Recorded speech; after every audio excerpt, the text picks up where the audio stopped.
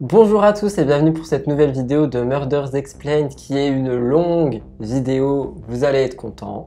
On essaye de faire au moins 2 vidéos longues par mois, mais en fait c'est super difficile à produire parce qu'on a des emplois du temps assez chargés. Mais on va essayer d'en faire un petit peu plus pour votre plus grand plaisir parce qu'on voit dans les commentaires que ça revient énormément, que vous préférez les longues vidéos. Donc on va essayer de vous remplir de bonheur. Pour cette vidéo, vous l'avez certainement vu, nous sommes en collaboration avec Monsieur Weirdo de la chaîne Monsieur Weirdo. Donc pour ceux qui connaissent le personnage, vous savez qu'il a un humour un peu décalé et vu que cette histoire est quand même assez touchante et grave quand même, on a décidé de faire une collaboration avec lui pour alléger la chose. Donc il va faire certaines apparitions dans la vidéo pour faire ses petits commentaires. On vous le dit avant pour pas que vous croyiez qu'on se moque des victimes ou que sais-je. Comme d'habitude, si le contenu de notre chaîne vous plaît, n'hésitez pas à mettre un petit like, des commentaires et vous abonner à notre chaîne juste en dessous. Et partagez la vidéo surtout. Et partagez la vidéo et abonnez-vous aussi à la chaîne de Monsieur Weirdo si celle-ci vous plaît. Tout est en barre d'infos comme pour chaque collab. Et sans plus tarder, c'est parti pour l'histoire de Colin.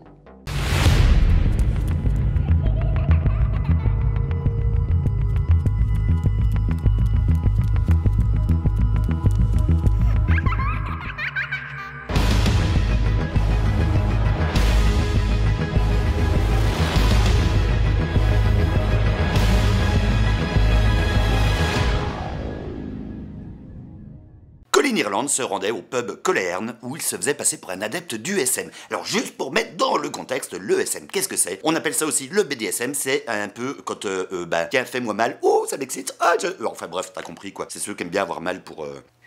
Alors Colin, enfin qu'on peut appeler Colin aussi en français, mais ça fait penser au poisson, donc on va dire Colin, hein, oui, mais c'est un garçon, hein, Colin. Donc il se rendait au domicile de sa victime avec sa victime, enfin avec celle-ci quoi, mais bref, ils allaient ensemble chez la victime. Tu suis jusque-là, pas trop compliqué? Alors une fois chez sa victime, il se débrouillait pour que elle se déshabille et pour l'accrocher, enfin je dis elle, la victime, hein, pas elle, Colin, Colin c'est un garçon, je rappelle. Donc bref, je disais, une fois chez la victime, eh ben il se débrouille pour le tout nu, hop, le mettre dans le lit, l'accrocher face contre le lit, avec une corde. Et une fois attaché, tu bouges plus beaucoup, tu vois, t'es comme ça. Et il le frappait pour obtenir le numéro de code de sa carte bleue. Et puis, il l'étouffait. Chérie, qu'est-ce que tu fais là? C'est moi qui raconte l'histoire. Et avant de partir, il posait une peluche ou un jouet à côté du corps. Il nettoyait les lieux et il restait plusieurs heures avant de repartir par train. Déjà, tu te dis, le gars, il est un peu con, parce que déjà faire le ménage chez moi, ça me saoule, mais alors faire le ménage chez les autres... Bon, les gars, je suis pas très bon pour raconter des histoires, vous prenez la suite?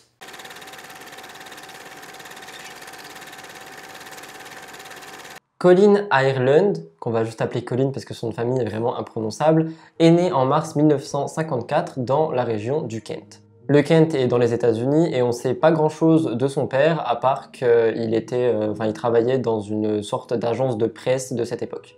Colin vient au monde parce que sa mère était enceinte à l'âge de 17 ans, donc c'était très jeune. Et elle a toujours décidé de ne jamais donner le nom du géniteur, donc du père de Colin, et c'est pour ça qu'on a si peu d'informations par rapport à lui. Il faut savoir que Colin était un enfant absolument pas désiré, mais que sa mère a choisi de le garder et elle l'a assumé. Donc elle a essayé de l'assumer financièrement en trouvant le plus de petits boulots possibles, notamment dans des kiosques à journaux par exemple. Sauf que évidemment, en plus à cette époque, elle gagnait pas énormément d'argent et donc plus le temps passait, plus Colin grandissait et plus il était difficile pour elle d'assumer son foyer. Les parents de sa mère, donc les grands-parents maternels de Colin, ont un peu vu la situation et ont un peu compris que c'était la merde, clairement, et donc ils ont décidé de prendre Colin et sa maman sous son aile, enfin sous leur aile, et ils sont allés vivre chez eux, toujours aux États-Unis, mais cette fois-ci à Deptford. Elle et Colin vont y vivre 5 ans jusqu'en 1959 où elle décide de déménager à Birchwood, Gravesend. Les 6 années suivantes vont être elles aussi difficiles car la mère et le fils vont déménager 9 fois. La mère de Colin, peu qualifiée, n'avait accès qu'à des emplois partiels et peu rémunérés. Finalement, ils sont retournés vivre une nouvelle fois chez les grands-parents, seule solution pour offrir à son fils un semblant de vie stable. En 1960, ils déménagent une nouvelle fois. Cette fois-ci, ce sera pour Sidcup dans le Kent, puis Westmaling dans un camp pour sans-abri à Maidstone. Ils ont passé 3 mois là-bas, mais la mère de Colin décide de revenir vivre chez ses parents. Un an plus tard, en 1961, elle trouve un compagnon avec qui elle emménage à Farnell Road. Ils vont y vivre durant 3 ans. La situation se stabilise et la mère de Colin se remarie avec un électricien qui devient officiellement le beau-père de Colin. Mais celui-ci n'a pas du tout d'emploi qui est stable et donc forcément la situation financière de toute la famille est totalement instable. En 1964, Colin est âgé de 10 ans et lui ainsi que toute sa famille vont se faire expulser de leur appartement à Farnall Road puisqu'ils ont plein de loyers d'impayés. Du coup, les propriétaires ont tout simplement décidé de les virer, question financière. Colin retourne vivre alors avec sa mère chez ses grands-parents, mais puisque aucun homme n'est accepté dans la maison, son beau-père va devoir vivre ailleurs. Plus tard, toujours dans la même année, en 1964, sa mère va de nouveau tomber enceinte donc d'un deuxième enfant, et malgré le fait que la situation financière ne s'est toujours pas arrangée et que celui-ci va être encore plus difficile à assumer que Colin, elle a tout de même décidé de garder cet enfant. Elle va placer Colin dans une famille d'accueil du Kent, et lorsque le bébé va naître, elle va récupérer son enfant et vont décider de partir vivre ailleurs avec son beau-père, sauf que celui-ci va très vite les quitter et partir sans leur laisser de quoi vivre. Il va les laisser totalement démunis. En 1966, Colin a 12 ans et sa mère rencontre un nouvel homme avec qui elle se lie et qu'elle finit par épouser. Cette fois, Colin refuse de prendre son nom et décide de s'appeler comme sa mère, Ireland. La nouvelle famille déménage dans le Kent où ils vont rester durant 5 ans. Le mariage semble pour la première fois offrir une stabilité à Colin, son beau-père se montrant aimant et offrant une vie normale à sa femme. L'enfant va fréquenter durant son enfance près de 6 écoles primaires entre 5 et 10 ans. Toujours étiqueté comme étant le petit nouveau et avec sa silhouette étrange et mince, ses jambes arquées, il a du mal à s'intégrer et à se faire des amis. À l'adolescence, il fait de plus en plus l'école buissonnière, souvent avec la permission de sa mère, et quand il va à l'école, il se fait systématiquement rabrouer car il arrive presque toujours en retard. C'est donc difficilement que Colin va évidemment se frayer un chemin jusqu'au lycée, étant donné qu'il n'a pas eu une enfance très facile, que ce soit au niveau familial ou même financièrement, il a quand même manqué de beaucoup de choses. Il faut savoir que Colin n'est pas du tout un bon sportif, donc même au lycée, il n'a jamais vraiment été accepté dans les groupes de sport, dans les groupes d'athlétisme, dans tous ces petits groupes qu'on peut trouver au lycée aux États-Unis. Donc Colin devient un garçon solitaire, triste et renfermé. Il faut savoir que les quelques amis qu'il a sont à peu près comme lui, donc il va se forger un petit groupe d'amis, mais ils vont pas vraiment s'entraîner vers le haut. Il va faire un séjour à Sheerness et va être approché par 4 hommes environ qui ont à peu près 6 fois son âge et qui vont vouloir des relations sexuelles avec Colin. La première de ces rencontres va se passer lorsque Colin travaillait à une sorte de foire à presse pendant les vacances d'été, certainement pour se faire un peu d'argent. En effet, tout simplement c'est horrible, mais tout simplement, un des commerçants va aller vers lui et lui proposer de lui offrir un magnifique collier pour sa mère en échange de relations sexuelles avec Colin. La deuxième fois va se passer lorsque Colin a 12 ans et qu'il se trouve dans des toilettes publiques. En effet, Colin est en train de faire ses besoins et un homme un peu plus âgé de lui, qui avait la vingtaine à peu près, était juste là et regardait Colin fixement tout nu. La troisième fois se passe lorsque Colin était au cinéma et qu'un ophtalmo était là et il va tout simplement lui proposer veux-tu faire ceci, cela avec moi? La quatrième fois, Colin se trouvait dans un magasin de choses d'occasion, je crois que c'était une friperie, mais pour des meubles aussi, bref, c'est un détail, mais vous aimez les détails. Et un homme va tout simplement l'approcher, encore une fois, lui demander des faveurs sexuelles. C'est fou quand même le nombre de personnes qui viennent juste pour... Faut rappeler qu'il vient de rentrer au lycée aussi. Oui, alors déjà il est mineur et en plus, je sais pas, ça nous arrive pas souvent dans la rue de voir des gens qui disent hey, « salut !» Dans les 4 cas, Colin a refusé les avances de tout le monde, heureusement pour lui, mais il faut savoir que ces 4 faits vont le marquer, vont l'énerver et le mettre très en colère, surtout qu'il a déjà quand même un gros bagage familial, et tout ça va faire qu'il va commencer à avoir des tendances meurtrières.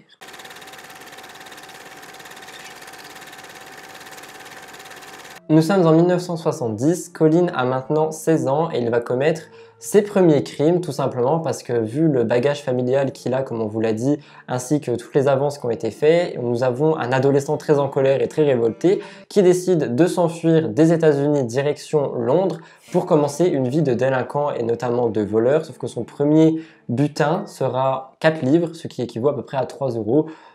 T'aurais peut-être dû rester chez toi. Alors tu te dis 4 livres c'est pas beaucoup? Oui, mais si, en fait, qu'est-ce que tu peux faire avec 4 livres? Alors avec 4 livres, tu peux perdre plusieurs heures de ta vie en les lisant. Mais il y a un côté beaucoup plus pratique. Tu peux les utiliser pour rendre une table moins bancale. Ouais, quand elle est comme ça. Ou à l'inverse, tu peux faire des blagounes à tes amis en mettant les 4 livres sous une chaise qui, elle, n'est pas bancale. Je m'explique. Regarde, tu prends les 4 livres, hop, tu les poses là, tu prends la chaise, tu mets la chaise sur les 4 livres et tu te retrouves avec une chaise bancale pour faire rire tes amis. Wow, ouais, c'est bancal, t'as vu? La police lui tombe dessus, mais le tribunal est clément et le comté décide, plutôt que de le punir, de l'envoyer à la Finchden Manor School dans le Kent. C'est une école dite de libre expression qui n'accepte que les garçons ayant des problèmes psychologiques et étant en retard sur le plan scolaire. Mais comme pour les autres classes, Colin est malmené par ses camarades et dans un geste de frustration et de vengeance, il met le feu aux affaires d'un des garçons qui l'embête. C'est son premier acte d'incendie criminel, mais il admettra plus tard avoir un intérêt pour le feu depuis tout petit et avoir fait de nombreux cauchemars dans lesquels il y avait un incendie. Un des professeurs parvient à éteindre le feu et Colin est renvoyé de l'école. Et celle-ci ne portera cependant pas plainte contre lui. Il se retrouve alors une nouvelle fois à Londres. Donc Colin se retrouve là, à Londres, sans abri, sans argent, et va donc survivre malheureusement grâce au vol, en volant tout ce qu'il trouve, que ce soit des personnes, des commerçants. Il va vraiment essayer du mieux qu'il peut de survivre face à sa pauvreté. C'est lorsqu'il a 17 ans, donc un an plus tard, qu'il va se faire arrêter par les forces de l'ordre et qu'il va être envoyé dans une école de redressement. Cette école à Hollesley Bay est une école qui est franchement pas mal pour son cas, puisque d'une part, elle offre des thérapies donc pour pouvoir aller mieux mentalement, et en plus, elle offre des formations professionnelles, donc c'est vraiment tout ce qu'il faut pour pouvoir le remettre dans le droit chemin et qu'il puisse saisir sa chance, avoir une vie entre guillemets normale. Cependant, Colin a du mal à rester en place, il est encore très turbulent, il va de nouveau se faire arrêter et cette fois-ci, le juge va l'envoyer dans une vraie prison qui se trouve à Rochester, puis il va être envoyé dans une autre prison qui se trouve à Grendon.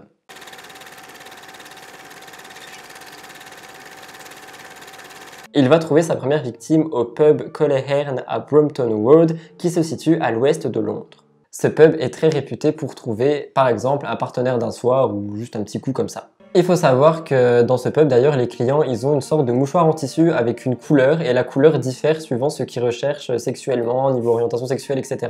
Donc c'est plutôt bien fait, mais pas pour Colin parce qu'étant donné qu'il va tuer tout le monde. Fruit, si vous passez par là, collaborez avec nous.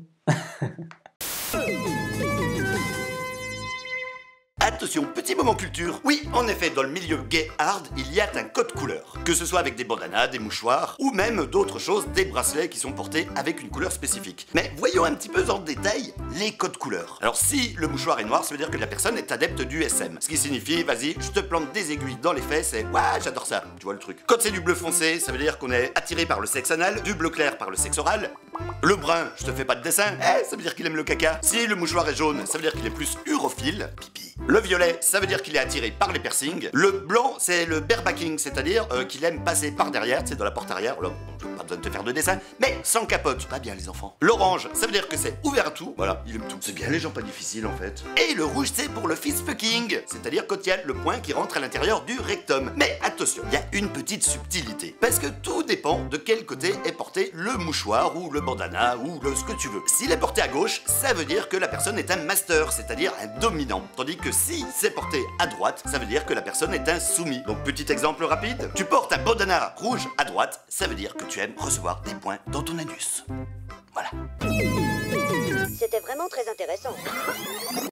Colin va commencer à fréquenter ce pub le 8 mars 1993 et il va prendre son petit mouchoir de couleur et sa couleur va signifier qu'il est actif gay et notamment maître sadomasochiste. Sa première victime sera un chorégraphe âgé de 45 ans qui s'appelle Peter Walker. Peter, comme vous l'avez deviné, est une personne gay, passif et qui est dominé dans la catégorie SM. Et suite à ça, il va donc aller vers Colin et l'amener à son appartement à Battersea. Une fois dans l'appartement, Peter va laisser Colin le bâillonner avec un préservatif et l'attacher avec des cordes sur le lit à baldaquin en pensant que c'était tout simplement les préliminaires de leur petit jeu SM ensemble. Vous vouliez des détails et des vidéos longues, hein. C'est vous. Mais vous vous en doutez, hein, on a dit que c'était sa première victime, donc ça ne va pas du tout s'arrêter là et le jeu va être de plus en plus violent. Colin est venu avec son kit de meurtre contenant une corde, un couteau, une paire de gants et des vêtements pour se changer. Une fois Peter attaché et incapable de se défendre, Colin utilise alors une laisse de chien et une ceinture avec ses poings pour administrer à sa victime des coups très violents avant de lui placer un sac en plastique sur la tête et le tuer par étouffement. Évidemment, il ne va pas en rester là et va aller jusqu'à lui brûler les poils pubiens pour voir à quoi cela ressemble. Ouais, alors c'est important de nettoyer ses traces, hein, parce que sinon tu te fais engueuler par ta meuf. Une fois que Colin a tout fait, il nettoie l'appartement de toutes ses traces et c'est en fouillant les affaires de sa victime qu'il découvre que Peter était séropositif. Colin, qui avait enfermé les chiens de sa victime dans une pièce à part, va faire un appel téléphonique au journal The Sun, donc celui qui est très connu, et il va donc donner la position des chiens qui sont enfermés, ce qui va faire que d'une part, ils vont pouvoir sauver les chiens, ce qui est très bien, et en plus, forcément, trouver la victime. La police pense alors, en voyant la scène du crime, que c'est simplement un jeu SM qui aurait mal tourné entre deux adultes consentants, et donc la police va décider de se tourner vers la communauté gay, puisque il y a les clichés de communauté gay SM, et donc c'est vers eux qu'ils vont tout de suite se tourner. Malheureusement, pour eux surtout, c'est que la police a une très mauvaise réputation à ce moment-là, notamment dans la communauté gay SM. Et si la communauté gay SM n'aime pas forcément la police, c'est tout simplement puisqu'il y a une nouvelle loi qui est entrée en vigueur à ce moment-là, qui interdit la pratique du SM même entre deux adultes consentants. Ce sera après une pause de 2 mois que Colin va décider à nouveau de s'en prendre à une nouvelle personne. Il va donc retourner au même pub qu'il avait été la première fois, il y va le 28 mai 1993 et forcément va trouver la prochaine victime de ces horribles actes. L'homme est un bibliothécaire qui est âgé de 37 ans, il s'appelle Christopher Dunn et comme pour le premier meurtre, il va lui aussi faire comprendre à Colin que c'est un homme gay passif qui aime être dominé. Vu que vous aimez les détails, on va vous raconter un peu ce qui s'est passé dans les détails entre Colin et Christopher. Il va l'inviter à son appartement de Wellstone et une fois les deux arrivés là-bas, Colin va proposer à Christophe, je crois que j'ai dit Christopher juste avant, c'est Christophe, une vidéo, de tourner une vidéo SM et un peu plus tard, donc Christophe va monter, se changer et il va retourner voir Colin nu à l'exception d'une ceinture cloutée et d'un harnais. Le mode opératoire concernant le meurtre de Christophe va être à peu près le même que pendant le premier meurtre. Colin va obliger Christophe à s'allonger sur le ventre sur le lit, il va lui lier les pieds et lui menotter les mains afin qu'il soit totalement vulnérable, mais jusqu'à là Christophe doit quand même penser que c'est pour l'acte sexuel. Colin va battre et torturer Christophe, notamment en tenant une sorte de flamme, certainement qui sort d'un briquet ou d'une allumette, très près des testicules de Christophe, et il va finir par le tuer par asphyxie en lui enfonçant des tonnes et des tonnes et des tonnes de tissu dans la bouche jusqu'à ce qu'il meure. Sauf que cette fois, comparé au premier meurtre, Colin a pris un peu ses devants, notamment pour rembourser tout le matériel qu'il vient d'utiliser, étant donné qu'avant de tuer Christophe, il a fait en sorte d'avoir ses codes de carte bancaire afin d'aller retirer de l'argent et certainement rembourser son matériel pour pouvoir continuer ses meurtres avec un matériel tout neuf. Comme pour la première fois, après avoir commis son meurtre, il va rester quelques heures dans l'appartement pour tout nettoyer et va sortir et se diriger quelque part afin de se débarrasser des gants, des chaussures qu'il portait et surtout d'aller à la banque de Christophe et retirer 200 livres. Et 2 jours après ce meurtre, un ami de Christophe va découvrir tout ce qui s'est passé. Vu que cette histoire, on l'a pris de sources américaines, pendant la traduction, il y a eu des Christophe et des Christopher, mais quoi qu'il en soit, peu importe ce qu'on a dit et peu importe le nom que vous avez entendu, Christophe et Christopher sont la même personne qui s'appelle Christophe ou Christopher. Désolé pour ce malentendu. Nous sommes le 30 mai 1993. Une fois de plus, la police va penser qu'il s'agit là d'un jeu sexuel entre adultes qui a mal tourné et ne lie pas les 2 meurtres entre eux. 6 jours après ce meurtre, Colin retourne au pub pour y trouver sa 3e victime le 4 juin 1993. Son choix se porte sur Perry Bradley III, âgé de 35 ans, homme d'affaires du Texas, fils de militaire américain et membre du Congrès. Après l'avoir ramené chez lui, il va donc attacher Perry face contre terre sur le lit et va lui placer un nœud coulant autour du cou. La main sur la corde, il exige que sa victime lui donne le code de sa carte bleue, comme d'habitude, et Perry lui propose de l'accompagner à la banque pour lui donner de l'argent, ce que Colin va refuser et va le menacer, cette fois-ci avec un briquet. Non mais il est sérieux Colin là? Ouh, tu as peur? Ouh, oh là là, ouais, briquet, ouais ça fait peur. L'homme va céder et Colin le tue en l'étranglant puis place son cadavre sur une poupée. La police va donc se rendre sur les lieux une fois que cet ami a tout dit, etc., qu'il s'est rendu compte que son pote était mort. Et ça va énerver Colin tout simplement parce que la police n'arrive pas à faire de lien entre tous les meurtres. Et lui, tout ce qu'il veut, c'est être connu et avoir de la pub. Donc il commence à être de plus en plus énervé parce qu'il tue des gens. Et la police n'a aucun moyen de faire des liens entre ça, étant donné qu'ils sont butés, en train de viser une seule catégorie qu'ils ne veulent pas chercher vraiment en détail. Il va donc décider de vouloir tuer à nouveau pour se faire connaître. Il va donc rencontrer Andrew Collier qui a 33 ans le 7 juin 1993 et qui sera donc sa prochaine victime.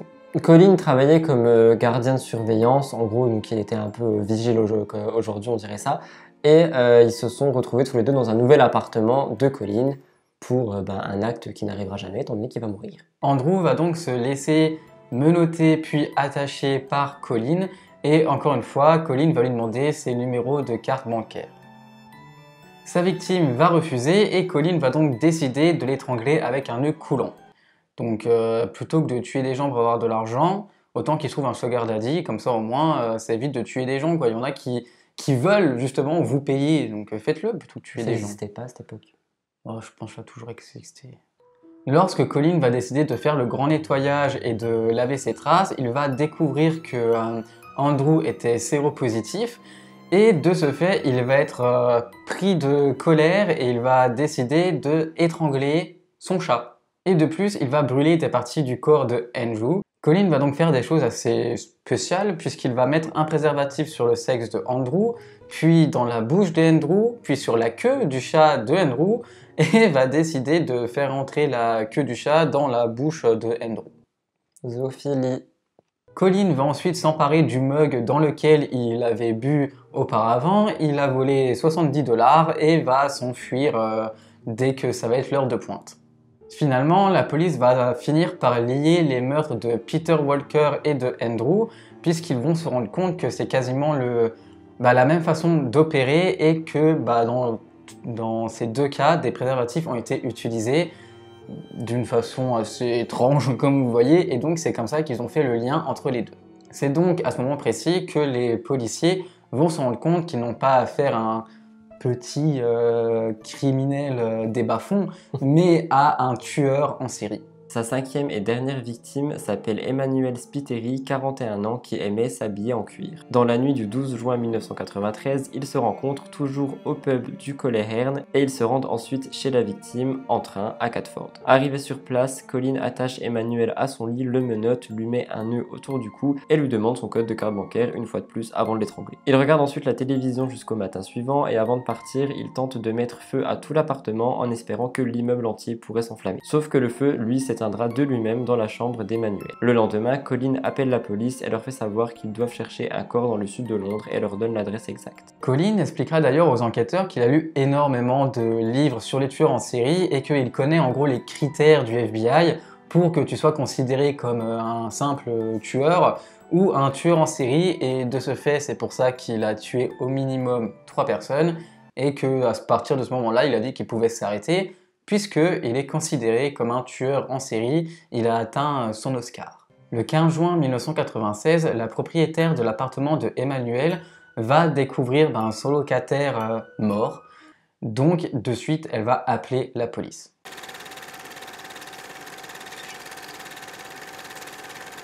Concernant son arrestation, la police va décider de lui mettre le grappin dessus quand il sera considéré comme tueur en série, donc son petit rêve. Et le détective en charge de ça va faire une sorte de presse médiatique où il va dire que 5 hommes ont été tués dans tel endroit, il s'est passé ça, afin qu'on retrouve Colin Ireland. Il va d'ailleurs préciser spécifiquement à la communauté LGBT de faire très attention et de ne pas sortir seul, de prévenir ses amis, etc. afin de ne pas se retrouver mort avec une queue de chat dans la bouche. Et enfin, ce détective qui s'appelle Ken John pour le détail refera un rappel en disant qu'il faut faire attention parce que Colin peut être séropositif, à cette époque n'était pas traité comme aujourd'hui, et que donc la possibilité de son mobile serait la vengeance. Le 19 juin 1993, la police va distribuer des dépliants afin de faire de la prévention lors de la Pride de Londres où il y aurait à peu près 50 000 personnes qui y seraient attendues. Le 24 juin 1993, la police va également publier un portrait robot d'un homme qui a donc été vu avec Emmanuel Spiteri lors de leur trajet en train d'un point A à un point B. La description parle d'un homme qui est blanc, âgé entre 30 et 40 ans, qui serait grand à peu près 1,80 m si ce n'est pas plus, qui serait rasé de près et aurait les dents sales et jaunes. L'homme est décrit en ayant des cheveux bruns, courts et du brun foncé. Donc voilà, ils ont vraiment espoir qu'avec ce portrait robot, on puisse retrouver Colin. Mais malheureusement, c'est le genre de description où ça peut ressembler à n'importe qui en soi. C'est vraiment une description qui est relativement banale. Donc pour le moment, c'est un peu mal parti. Une semaine plus tard, le 2 juillet 1993, la police rend publique une photo prise par une caméra de surveillance montrant le visage de l'homme qui accompagnait Emmanuel à la gare et demandera à cet homme de se présenter à la police afin de faire un interrogatoire. Le lendemain de la diffusion de cette photo, la police reçoit plus de 40 appels dont certains font savoir qu'ils ont rencontré l'homme en question au bar. Le 19 juillet 1993, Colin décide d'aller voir son avocat à South Sea et lui avoue qu'il était avec Emmanuel le soir de sa disparition. Il confirme que c'est bien lui sur la photo diffusée par les médias mais qu'il n'a pas tué Emmanuel et que celui-ci se trouvait avec un autre homme dans son appartement. Ces informations rassemblées par la police plus les empreintes digitales retrouvées chez Andrew Collier vont permettre de retrouver Colin, l'arrêter et l'inculper le 21 juillet 1993. 2 jours plus tard, Colin est inculpé du meurtre d'Emmanuel Spiteri et est envoyé en prison malgré le fait qu'il continue à plaider son innocence. Colin va donc avouer le 19 août 1993 enfin les 5 meurtres qu'il a commis. Colin ne montre vraiment aucune émotion, il est vraiment antipathique face à cette situation et va raconter tous les détails des meurtres à la police. Le 20 août, donc 1993, il va être accusé dans un tribunal de Londres du meurtre de ces 5 personnes. Réclusion à perpétuité pour chacun des assassinats. Ça veut dire que perpétuité pour un assassinat, perpétuité pour un autre assassinat. Ça fait combien perpétuité plus perpétuité? Il est condamné à la réclusion criminelle à perpétuité pour chacun des meurtres qu'il a commis. Dans ses aveux, Colin fera savoir que lors de ces meurtres, il n'a jamais été sous l'emprise ni d'alcool, ni de stupéfiants, qu'il n'est ni gay, ni bisexuel, et qu'il n'a jamais ressenti un quelconque plaisir sexuel, du moins lors de ces meurtres, mais simplement la communauté gay était relativement des proies faciles. Donc c'est pour ça qu'il s'en est pris à eux et non pour une question d'homophobie ou autre chose. Selon lui, il a commis tous ces meurtres parce que, comme on vous l'a dit au tout début de cette vidéo, il s'est fait brancher par des personnes âgées quand il était petit, ça l'a mis en colère et donc il a, en grandissant, développé une colère contre les personnes homosexuelles et sadomasochistes, je sais pas pourquoi, c'est certainement pour se venger. En gros, il se voyait comme quelqu'un qui exterminait la vermine pour faire un ménage pour lui tout seul. En soi, je suis désolé, mais les motivations peuvent être bonnes, mais pas du tout la façon de faire. Genre, tu peux être en colère et tout parce que des vieux t'approchent, machin, tu vas voir tes parents, la police, tu vas pas dans des appartements tuer des gens et mettre des queues de chat dans les bouches des autres. Si vous pensez que ça s'arrêtait là, eh bien non, Colin est donc en prison et va s'en prendre à son co-détenu. Une prison dans le Yorkshire, je suis le seul à trouver ça bizarre. Allez toutou, viens ici, allez, au pied, vite, on va te mettre une prison dans le cul. Après, en soi, une bonne chose ou mauvaise, on va vous laisser juger, étant donné que son co-détenu était lui-même un tueur d'enfants, et qu'il s'en est pris à lui. 2 semaines après ce meurtre, il n'y a pas eu d'accusation, il n'y a rien eu, et juste la police va le déplacer dans une prison max sécurisée où il va être totalement seul. En février 2012, Colin a 57 ans et il va décéder suite à une fibrose pulmonaire.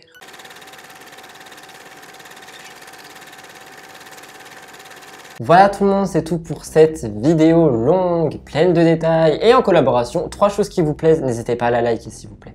On espère que cette affaire vous aura intrigué et plu. N'hésitez pas à vous abonner et à notre chaîne et à celle de Monsieur Werdo, qu'on remercie d'ailleurs pour cette collaboration. Et pour l'attente, franchement le pauvre, pareil, c'est comme Albert Fish, depuis le mois d'avril-mai ça devait être fait. Ouais. Et déménagement, patati patata, donc nous voilà au mois de novembre.